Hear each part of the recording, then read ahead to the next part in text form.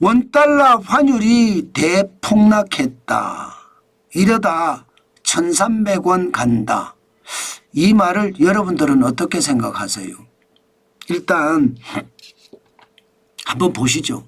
지금 원달러 환율 굉장히 많이 떨어졌어요. 보시는 것처럼 1,401원까지 떨어졌습니다.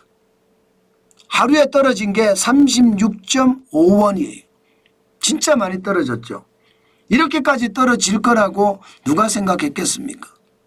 심지어 말입니다. 장중에는요 1394.5원까지도 떨어졌습니다.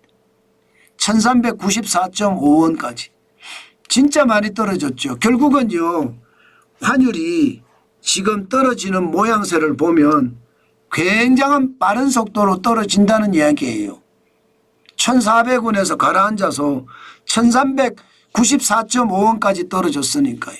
얼마 전까지만 하더라도 환율은요 2025년 4월 9일이면 얼마 전이잖아요.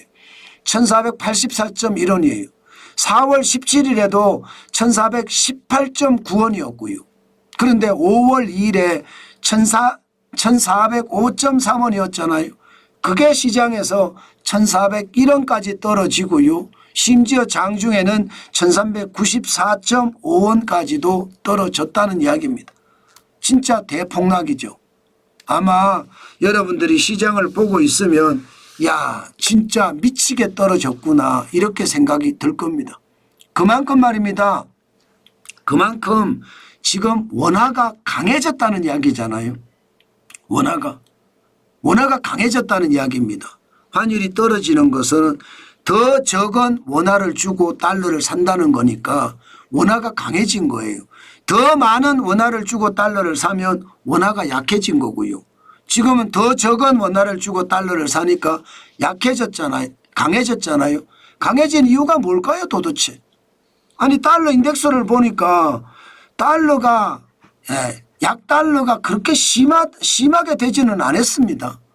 지금 2025년 5월 1일에 100.25였고요. 5월 2일에는요 99.95예요. 달러 인덱스가 뭐 폭락했거나 그 정도는 아니거든요.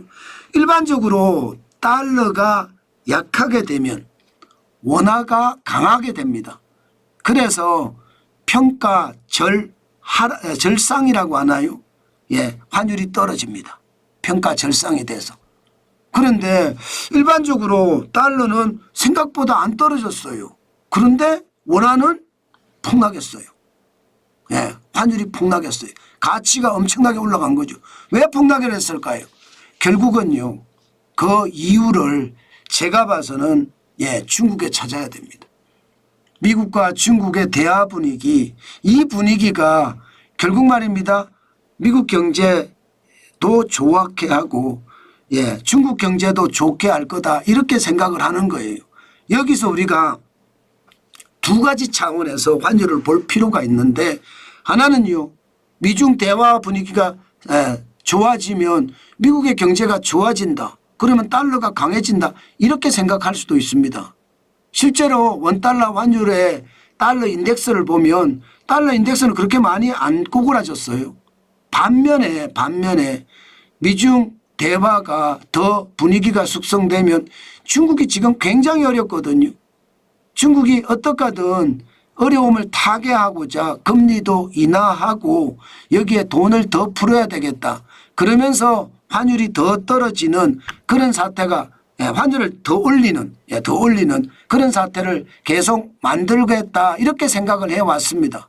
그런데 대화 분위기가 숙성이 되니까 중국 입장에서는요. 위안화의 가치를 떨어뜨릴 이유가 없는 거예요. 그냥 놔둬도 되겠다. 그러니까 위안 달러 환율이 강해지는 겁니다. 그죠?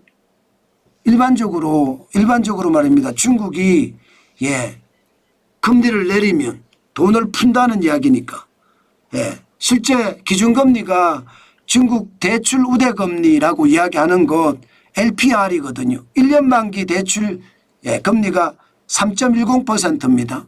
6개월 연속 동결시켰습니다. 또한 말입니다. 5년 만기 대출 금리는 3.60%고 이거 안 내린다는 이야기예요. 결국은 안 내리니까 위안화가 강해지는 거예요. 환율은 떨어지는 거고요. 자, 환율이 떨어져 위안화가 강해져. 그러면 그것과 똑같이 말입니다. 원화가 똑같은 전철을 밟습니다. 죄송합니다. 여러분도 아시겠지만 위안화가 강해지면 원화도 강해지고요. 위안화가 약해지면 원화도 약해집니다. 프록시 커런시라고 합니다. 대리통화. 중국 경제와 우리 경제가 밀접하게 연관이 되어 있기 때문에 통화도 그렇게 변하는 거예요. 위안화가 강해지잖아요. 위안화가 7.2714 위안 달러당 이렇게까지 떨어졌습니다. 그렇게 떨어지니까 원화도 같이 떨어지는 거예요. 원화도 가치는 올라가는 겁니다. 환율이 떨어지는 거예요. 환율이 1,405.3원까지 떨어지고 심지어 1,401원까지도 심지어 장중에는 1,394원까지도 떨어지는 그런 상황을 만들어내고 있다 이런 얘기입니다.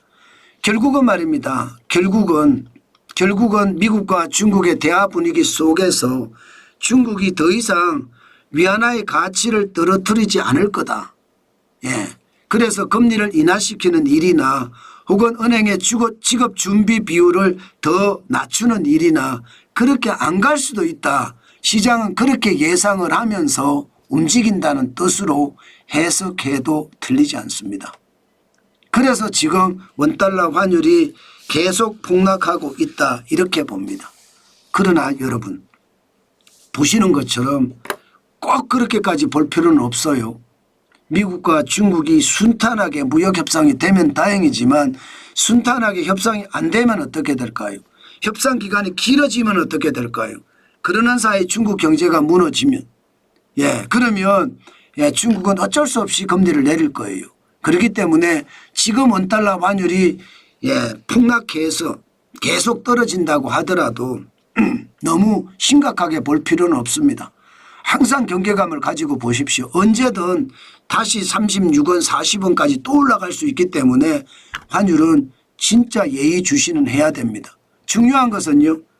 트럼프 대통령이 찔렀다가 이제 그 찔른 것을 가지고 협상장에 들어가니까 나아질 수도 있다.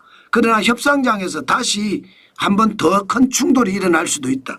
그것도 항상 고민을 하고 염두에 두고 시장을 봐야 됩니다. 정환진 TV를 보시면 아마도 느낌이 있을 거예요. 그 느낌에 따라서 여러분들하고 같이 소통하면 되니까 그 소통 앞으로도 함께 저와 하면서 시장을 보셨으면 좋겠다. 그 말씀 오늘도 마지막으로 드립니다. 그만큼 말입니다.